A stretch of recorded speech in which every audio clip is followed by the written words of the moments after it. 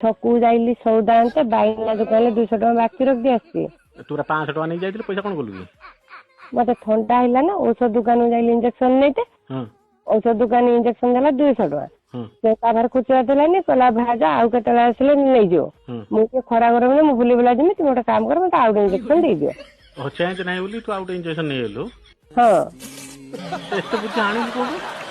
ତୁମେ ଯେ ଗୁଟୁକା ଦୋକାନକୁ ଯାଇଲ 5 ଟଙ୍କାରେ ଗୋଟେ ଗୁଟୁକା ଆଣିଲ, ତାପରେ ଖୁଚୁରା ଦେଲାନି କହିଲ ମତେ ଆଉ ଗୋଟେ ଗୁଟୁକା ଦେଇଦେ। ଓହୋ, ମୁଁ ବିଷ ଖାଇନି ତୁ ବିଷ ଖାଇବୁ ନା? କି ବିଷ ଖାଇଲେ ଲୋକ ମରିଯାଆନ୍ତି, ମୁଁ ବିଷ ଖାଇଲେ ମରିଯିବିନି ନା? ମୁଁ ଖାଇଲେ ମୁଁ ଆଉ ମରିବିନି ନା କଣ? ତୁମେ ଗାଡି ଚଲା ଶିଖିଛ, ଚଟିକି ଡାକ୍ତରଖାନା ଚାଲିଯିବ, ମୋର ଯଦି କିଛି ହେଇଯିବ ତୁମ ବୁଦ୍ଧିରେ ମୁଁ ବିଷ ଖାଇମି, ତୁମେ ଚାହିଁକି ବସିଛ ମୁଁ ମରିଗଲେ ତୁମେ ଆଉ ଗୋଟେ ବାହାରି ପଡିବ। ଆଉ ମୁଁ ପାଠ ପଢିଛି, ତୁମ ଭଳିଆ ଏତେ ମୂର୍ଖ ନୁହେଁ ଯେ ତୁମ ଠାରୁ ମୁଁ ବିଷ ଖାଇଦେମି।